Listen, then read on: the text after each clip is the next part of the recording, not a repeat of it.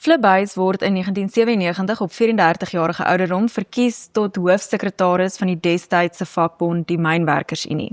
Reeds by sy eerste kongres maak hy melding daarvan dat die vakbond uitgebrei moet word tot 'n beweging van kultuur- en taalinstellings wat die breë oogmerk het om Afrikaners se plek in die nuwe bedeling te beskerm en bevorder. In 2001 verander die vakbond se naam na Solidariteit en word die groter burgerlike beweging, die Solidariteit-beweging soos wat ons dit vandag ken, reeds begin bou. In die daaropvolgende dekades word tientalle instellings gestig en gebore uit die moederinstelling Solidariteit.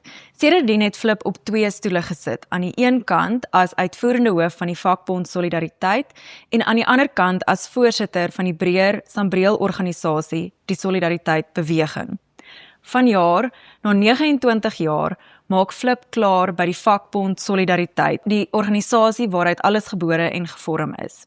Vandag gesels ons met Flip oor die afgelope 29 jaar en die nuwe fase wat vir hom voorlê. Flip, baie dankie. Baie dankie, Monica.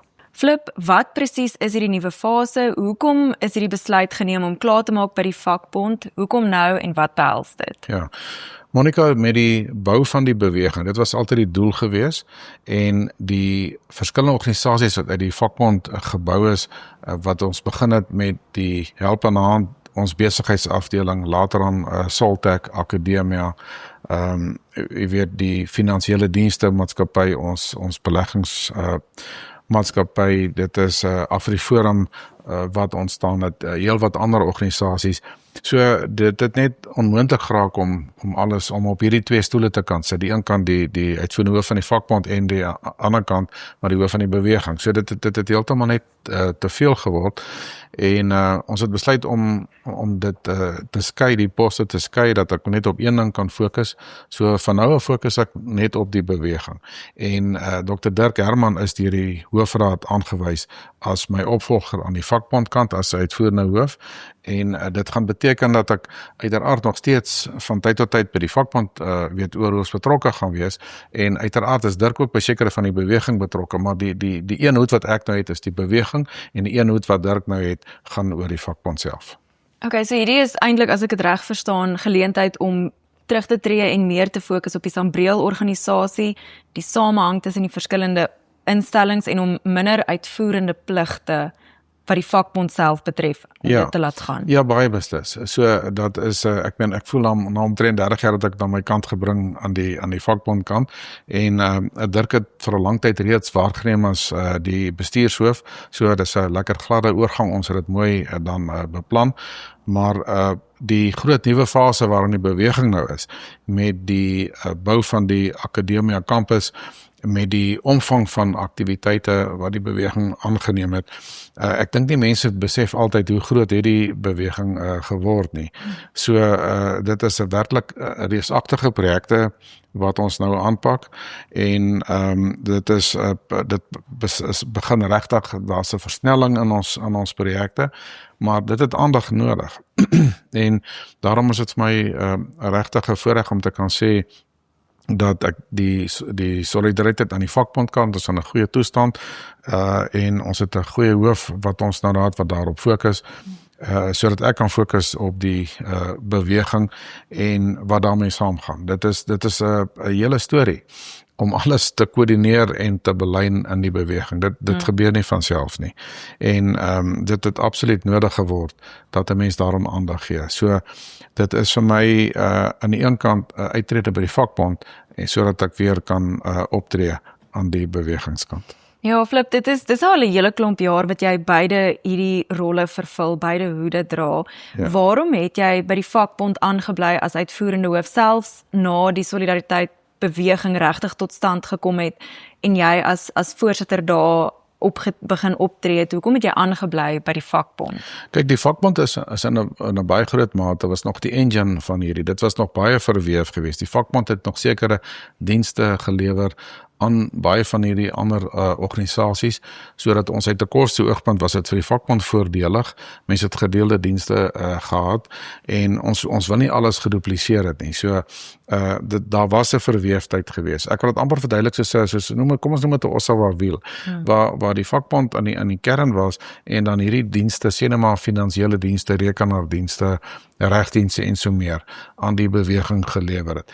Nou die organisasie so gegroei dat elkeen het nou selfstandig geword en daarom is dit nou 'n logiese oorgang vir my om te maak om te sê, maar die beweging is nou daar, die instellings funksioneer nou autonoom, almal het hulle uitvoerende vermoë, het baie sterk bestuure in plek en dit is nou net vir my 'n logiese volgende stap. So op 'n praktiese vlak, hoe gaan jou hierdie verandering in rol vir jou op 'n alledaagse en praktiese vlak lyk?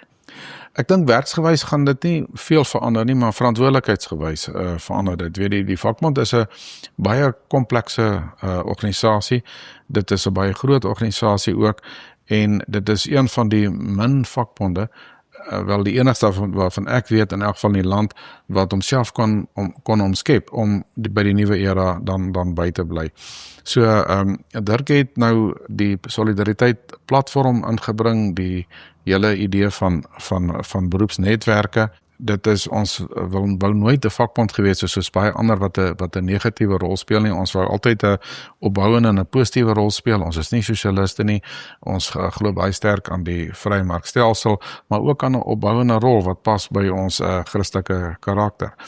En dan die hele idee is, nou kan Dirk fokus om hierdie beroepsnetwerke en die solidariteit platform, om dit dan verder uit te bou.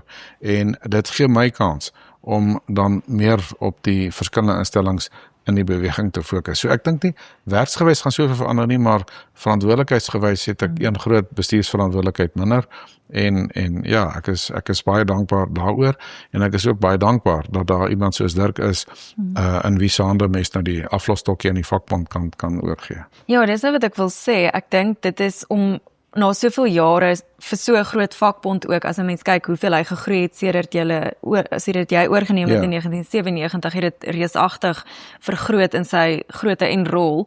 Moet 'n mens goeie opvolgbeplanning doen? Was dit met ander woorde 'n groot deel van die stigting van die beweging van die begin af om opvolgbeplanning te doen? En ek dink dis vrae wat baie mense het, is wie is hierdie volgende generasie bestuurders, leiers van die beweging in die breë? Ja, baie beslis. Opvolgbeplanning is 'n baie belangrike deel van 'n mens se verantwoordelikheid.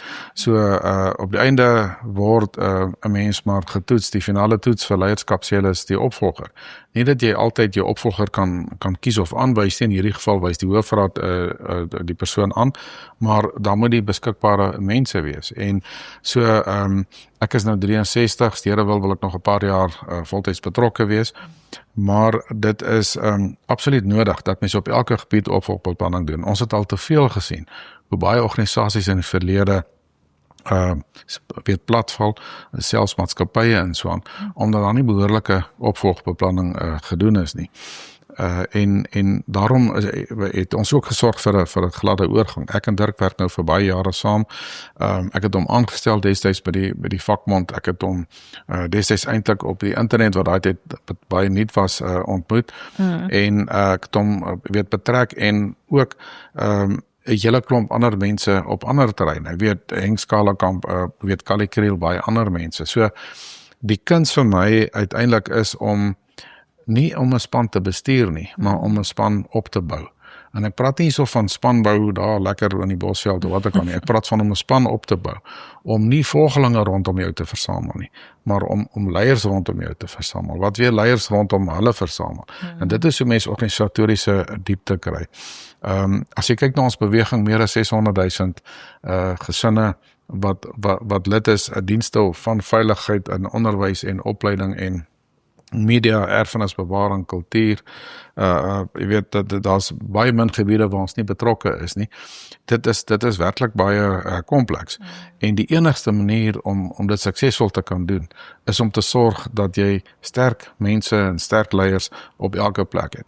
En dan hoef jy hulle nie te bestuur nie. Jy hoef nie te kyk of daai tipe persoon betyds by die werk uitkom of iets in die lyn nie.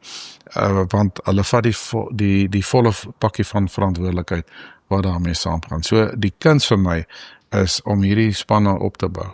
Dan hoef jy hulle nie te bestuur nie, hulle bestuur hulle self.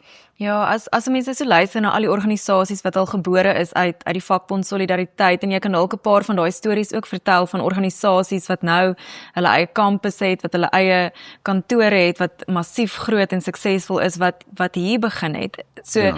vertel 'n bietjie van daai stories, en met dit in gedagte, is dit vir jou moeilik om tog in 'n sekere mate die einde van 'n era hier te bereik by die vakbond waar alles begin het, waar alles gebore is en waar uit die beweging uiteindelik, soos wat ons dit vandag ken, tot stand gekom het? Ja, kom ek begin by die eerste vraag. Eintlik, hoekom het ons dit gedoen? En dit was my, ek het op universiteit politieke wetenskap en internasionale politiek in die vakke het ek gehad, en dit het was my duidelik gewees hier by 94 rond, dat ons beweeg nie wat mense daai tyd gedink het in 'n post-apartheid fase en 'n nuwe demokrasie in nie. Ons beweeg eintlik in 'n postkoloniale fase in. En mens moet, as jy parallelle wil gaan kyk vir beplanning, moet jy eerder kyk wat het na die onafhanklikheidswording in Afrika gebeur, toe die revolusionêre bewegings oorgevat het. Nou, Botswana is die uitsondering wat nie 'n revolusionêre beweging was nie, dit was 'n verstandige groep ouens wat oorgevat het. Botswana het in die algemeen baie verstandige leiers gehad vir die afgelope 30 jaar. Maar ongelukkig is Botswana die uitsondering in Afrika, waar revolusionêre bewegings oorgevat het hulle radikale beleidsrigtings aangeneem, wat dan die geskoole minderhede, westerse minderhede uit die land uit weet verdryf het. En die gevolge was dat die meeste van daardie lande het werklikbaar ingeplof. Ekonomies, polities, daar was staatsgrepe en diktatorskappe en geweldig baie van hierdie lande. Die statistiek is daar vir almal om te sien. En die mense het verarm en daar was baie keer konflik en geweld en so aan. Maar die kern wat hierdie ouens gedoen het, is om die staat te kaap, die revolusionêre bewegings. En ons praat hier van staatskaping in Suid-Afrika, mense dink is Jacob Zuma. Dit is veel meer as dit. Dit is die ANC self, wat hulle vandag nog steeds sien, as 'n revolusionêre bevrydingsbeweging, wat die staat gekaap het, en al sy instellings, en die staatsdienste en alles wat daarmee saamgaan, en wat hulle eie mense dan voorkeur gee, en dan die belastinggeld gebruik om dienste aan hulle eie mense te lewer, en welsyn vir almal te gee, en beleidsrigtings soos affirmative action en BE, om sodoende hulle steun te sement, en te sorg dat hulle nooit uitgestem kan word nie. As jy kyk wat die ANC gedoen het, welsyn vir die armes, affirmative action vir die middelklas, BE vir die rykes, en daardeur het hulle steun verseker nou al vir meer as 30 jaar. Ja, hulle het nou minder as 50%, maar hulle is nog steeds die grootste party, en hulle reaksie is om nog meer beloftes te maak. So, my uitgangspunt daardie tyd was dat Afrikaners gaan uitgedruk word uit hierdie instellings uit. Hulle gaan die staat kaap soos alle ander bevrydingsbewegings in Suid-Afrika, in Afrika, en ons sal moet 'n alternatiewe, noem dit maar 'n staat binne staat moet begin. Ons sal moet terwille van demokrasie, terwille van vryheid, terwille van oorlewing, sal ons op elke gebied 'n sterk gemeenskapsorganisasie moet begin. En dit is wat ons gedoen het, maar jy kon dit nie oornag doen nie. Ons het nie die geld gehad nie, ons het nie die uitvoerende vermoë gehad nie, die leiers gehad, die mense gehad nie. En so aan die een kant het jy 'n visie gestel en sê, maar ons wil 'n beweging stig. En aan die ander kant moes jy dit stelselmatig doen, na mate jy die geld en die regte mense in die hande kon kry. So ek het altyd gesê, daar's 3 reëls. Eers die man, dan die span, dan die plan. Nou met die man bedoel ek nou die leier. Dit kan natuurlik 'n vrou ook wees, ons het heel wat vroue leiers, maar dit is die belangrikste. Die jokkie is belangriker as die perd. Dit is nie die perd wat die July wen nie, dis eintlik die jokkie. So 'n perd is hierdie idee wat mense het, en dan dink hulle die idee gaan homself uitvoer. Dit is nie so nie. Jy moet die regte persoon kry. Eers die man, dan die span. Dan moet jy daardie persoon help om 'n bestuurspan saam te stel, die beste breinkrag wat daar beskikbaar is. En dan eers die plan. Dit help nie, jy kom eers met die plan. Dan is dit net 'n idee wat nooit uitgevoer word nie. So ons het dan stelselmatig die beweging gestig. En ja, dit is partykeer vir mense, ek's baie lief vir solidariteit vir die vakbond. Ek ken die geskiedenis, ek was vir lang deel daarvan. En dit is vir my Ja, dit is baie keer dan dink mense, ja, dit was 'n baie keer 'n baie harde tyd, maar dit was ook 'n baie lekker tyd. Mense het baie lief geword vir die mense, ons Unie-verteenwoordigers wat absoluut die hartklop van die organisasie was. Ek ken honderde van hulle landwyd wat die solidariteit regtig 'n voetspoor oor die hele land gee. So aan die een kant, ja, is mens amper hartseer, maar aan die ander kant is mens ook baie bly dat hulle nou weer, dat die vakbond nog steeds in goeie hande is en dat daar nie nou net meer 'n paar sterk mense is nie. Die vakbond het 'n geweldige sterk leierskap, baie bestendige hoofraad wat met regtig die hele visie en die strategie van die organisasie verstaan, baie sterk bestuurspanne, baie sterk personeellede, ongelooflike infrastruktuur reg oor die land. En wat ook bybly met die nuwe tegnologie en nie net bybly nie, maar op die voorpunt is. Ek meen, ons sit met buitelandse vakmanne wat kom kyk wat ons hierso by Solidariteit doen. Ja. En so dis my wonderlik en ek is regtig baie trots en dankbaar. En ook weet waar ons nou is, maar ook dat daar 'n persoon soos Dirk is met sy hele visie van die platform en wat daarmee saamgaan om dit nou weer na 'n volgende vlak toe te vat. So mens kyk met dankbaarheid terug en mens kyk met verwagting vorentoe. Ja, as 'n mens nou terugkyk en net bietjie kan stil staan by die konteks waarin die solidariteit aanvanklik deur julle oorgeneem is en omvorm is in 'n nuwe voertuig vir veranderings soos wat jy nou uiteengesit het, is 'n klomp van die standpunte wat die solidariteit beweging nou huldig en ruimtes wat hulle vul, aktiwiteite waarby hulle betrokke is nou 'n gegewe en is wyd aanvaar, maar destyds was dit nie die algemene mening dat die land nie noodwendig gaan uitdraai soos wat 'n klomp mense aan almal verkoop het en gehoop het nie. So ek dink dis 'n baie moeilike omgewing waarin daar ongelooflike visionêre vooruitsigte eintlik deur julle gestel is. Kan jy net bietjie daaroor gesels en hoe moeilik dit destyds was om eintlik in weerwil van die nuwe Suid-Afrika, die nuwe bedeling, die nuwe energie wat daar rondom was, te begin met iets wat ten doel gehad het om Afrikaners te beskerm in die geval van dinge wat nie noodwendig so goed uitdraai nie. Ja, dit was die nuwe Suid-Afrika daai tyd onder leiding van meneer Mandela, dit was 'n absolute witbrood tydperk. En hier kom 'n mens en jy sê vir die hoofraad en vir die nasionale raad, maar ons is nie negatief nie, ons is net realisties. Ons werk nie met ons wense nie, ons werk met werklikhede. Ons gaan nie net kyk na die volgende verkiesing nie, maar ons moet beplan vir die volgende geslag.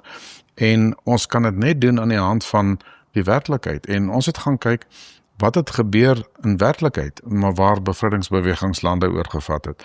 En ek kan nie dink aan een uitsondering wat bevrydingsbewegings 'n sukses daarvan gemaak het nie. En die rede daarvoor is dat die vereistes om 'n land oor te vat, bots lynreg met die vereistes om 'n land te regeer.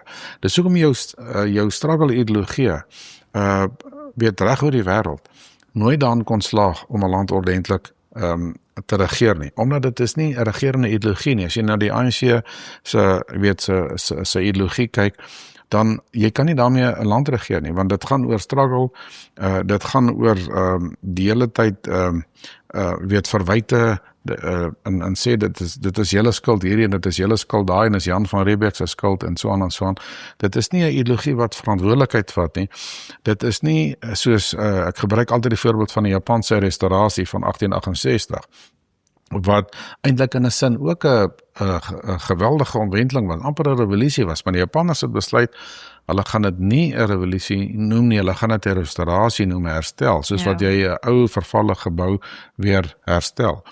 En teenoor die tradisie waaruit die ANC kom, van die kommunisme, van die julle idee van revolusie. As jy kyk na die ANC se dokumente self, word die Russiese revolusie op hoeveel plekke word dit eintlik verheerlik. Dit is soos hulle op 'n stadium erns praat hulle van hulle lodestar, jy weet. En hoekom werk revolusies nie? Jy weet, hoekom het die kommunisme nie gewerk nie? Dit het nie gewerk nie omdat dit wou 'n bestaande orde omverwerp en hierdie idealistiese orde wat daar gelykheid vir almal is, hierdie absolute hemel op aarde wou hulle dan skep deur middel van die staat. En wat in die praktyk gebeur het in al hierdie lande, is dat die belofte om hemel op aarde te skep, was reeds die rede hoekom dit gelei het tot hel op aarde. Omdat hulle het die werklikheid ontken, hulle wou hulle eie werklikheid vestig, en dit het in die praktyk het dit nie gewerk nie. Hierdie utopiese drome van die kommunisme het nêrens gewerk nie. Nou, die ANC self, as jy kyk na hulle beleid vandag nog, op elke gebied probeer hulle sentraliseer. Hulle die minerale regte het hulle van die grond het hulle ontneem. Hulle die waterregte het hulle genasionaliseer. Hulle die Bella wetgewing is 'n poging om meer beheer oor onderwys te kry.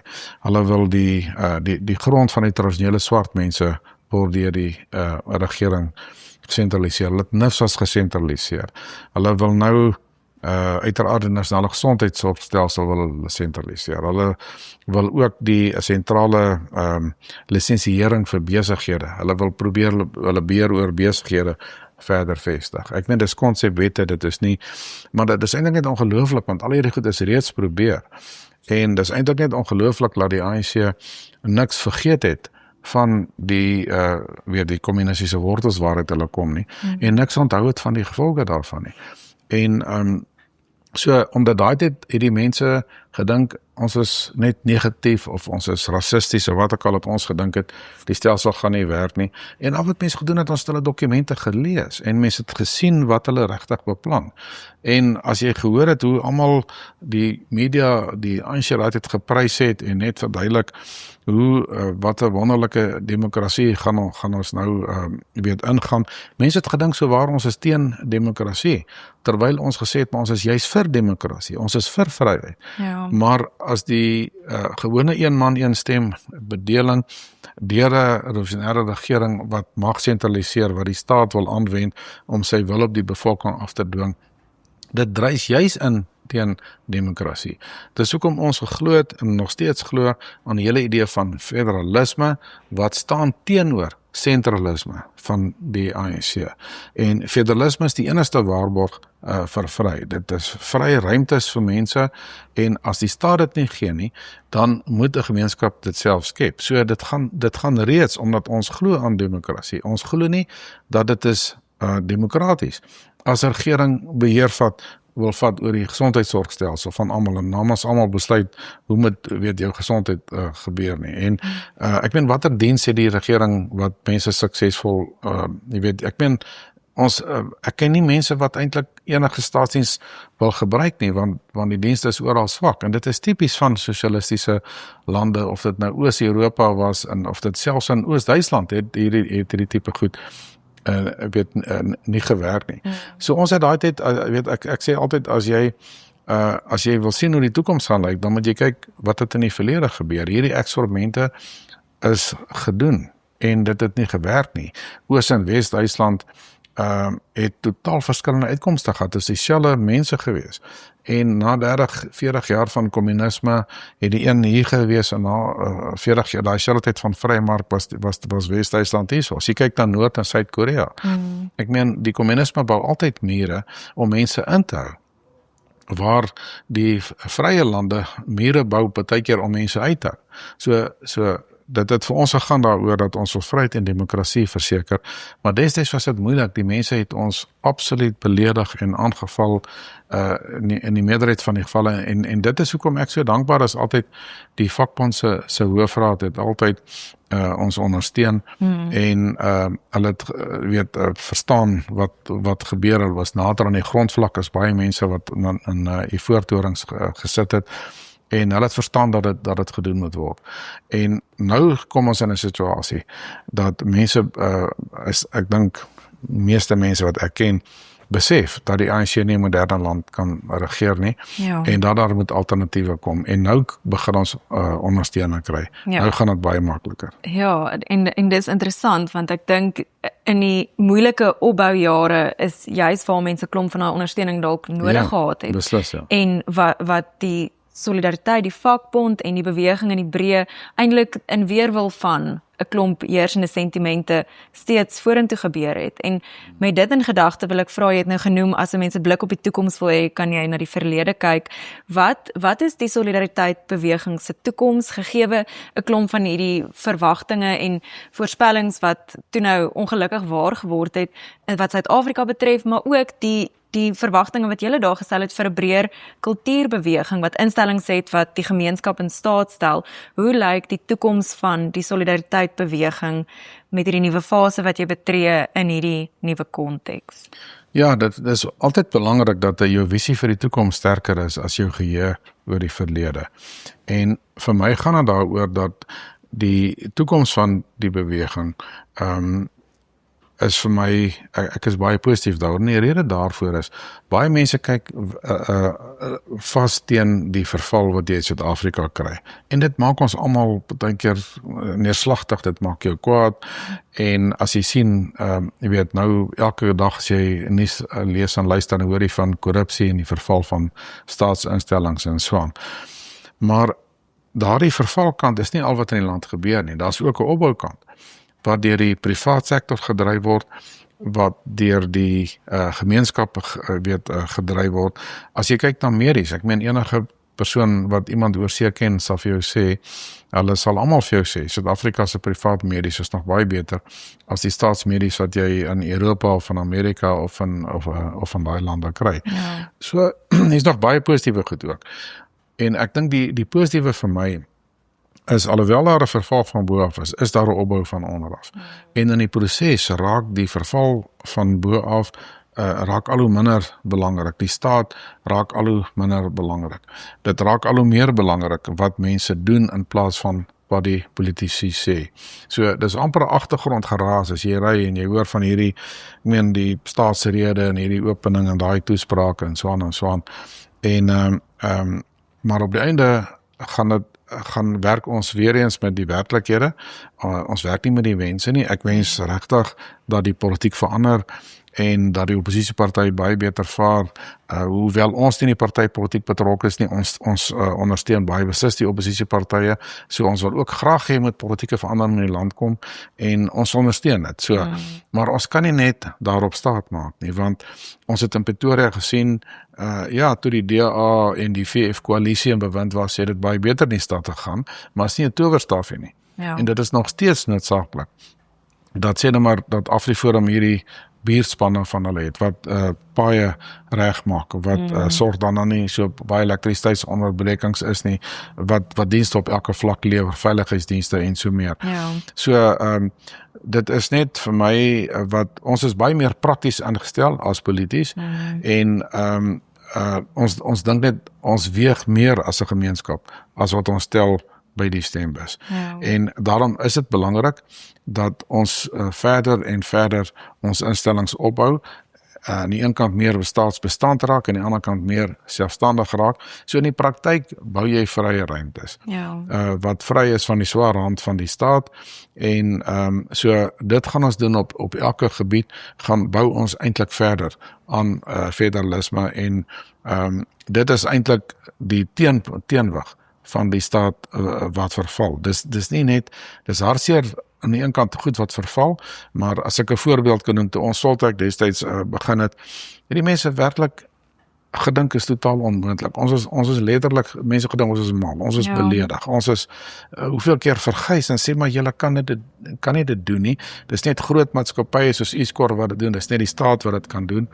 Nou sal niemand wat dit wat regtig vir sy kant omgee, die kant meer na staatskollege toe kan stuur, as daar 'n behoorlike privaat kollege is, onafhanklike kollege soos Soltech nie. Ja, en dis ook nie die negatiewe reaksie wat nou kom teenoor Akademia se nuwe kampus wat byvoorbeeld gebou word nie. Ja, en nou begin ons oral ondersteuning kry. Mense sien dit is nodig. Hulle het vroeër gedink is onmoontlik en onnodig. Dit is onnodig, het die mense gedink, omdat hulle het gesê, die grondwet gaan ons die universiteite beskerm, of gaan die skole beskerm, of gaan die colleges beskerm. En so hulle het gedink is onnodig, maar hulle het ook gedink is onmoontlik. Waar gaan jy die geld kry? Ja. En so wat ons maar net gesien het, dit gaan nodig word, en dit het meeste mense na agter gekom, en hulle het ook gesien dat dit wel moontlik is. So ons het oor daai twee hekkies gekom en dit is hoekom mense meer en meer ondersteuning kry en omdat mense nou gesien het, maar jy kan wêreldklas nog steeds wees in Suid-Afrika, in Afrikaans, sonder om jouself te isoleer. Ons het bou bande met hoeveel buitelandse universiteite, colleges en so meer, maar jy kan nog steeds jouself 'n baie goeie toekoms in Suid-Afrika hê. Ja, en ek dink die gevolgtrekking is, daar's soveel oplossings op probleme wat ander mense nou eers regtig begin besef, waarvoor die solidariteitsbeweging reeds oplossings geformuleer en gebou het in 'n klomp opsigte en dit is regtig bemoedigend as 'n mens kyk na waantoe ons as gemeenskap, maar die land in die breë ook dan nou op pad is. Ja, dit is vir ons wonderlik. Ons het hoeveel swart groepe wat ons kom sien en sê, maar hulle het nou agtergekom, hulle kan nie op die staat maak nie. En ons hele idee van ons self en jy weet, hoe kan hulle dit aan hulle gemeenskappe in werking stel? So ons het hoeveel samewerking wat ons nou kry met hoeveel ander groepe en dis die regte ding, want die regering het 'n land van vele kulture, het die ANC probeer omskep in een met twee rasse en dat hulle dan op die rasse tamboer slaan die hele tyd, sodat hulle dan die politieke mag en die ekonomiese bronne wat daarmee saamgaan, die belastinggeld, dan kan beheer. En al hoe meer mense weet ook in die swart gemeenskap begin daardeur sien en dis hoekom hoeveel die ANC al hoe minder steun kry, maar wat ons glo, daar moet nie 'n vakuum ontstaan nie. So as die vertikale samewerking nie daar is nie, ons het al hoeveel keer vir die ANC gesê, maar ons sal graag help met die dorpe wat verval, ons stakke in al hierdie dorpe, want ons mense bly ook daar, hulle wil ook skoon water hê, hulle wil ook veiligheid hê en so aan. Maar die ANC is eenvoudig nie bereid om dit te doen nie. So as jy nie vertikale samewerking kry nie, dan bou jy 'n horisontale samewerking met ander gemeenskappe. Ons gaan die regering verby op hoeveel van hierdie plekke en ons werk regstreeks met die mense op grondvlak in oor alle gemeenskappe heen en ons kry baie goeie samewerking. So daai hele idee van dat die ANC gaan alles vir almal doen in die land, jy weet, ek kan nie dink wie nog daaraan glo nie. So jy kry baie beter samewerking in Suid-Afrika vandag oor alle grense heen. En Flip, net 'n laaste vraag. Wanneer beplan jy om klaar te maak by die solidariteitsbeweging of is daar in hierdie stadium nog geen sprake daarvan nie? Is jy nog op vir die taak? Op hierdie stadium is ons nog so besig met hoeveel projekte en vir my gaan dit daaroor dat ek sê, wat ek nou gesê het, 'n mens se visie vir die toekoms moet sterker wees as jou gee oor die verlede. Daar's nog baie werk om te doen. Flip Buys, baie dankie.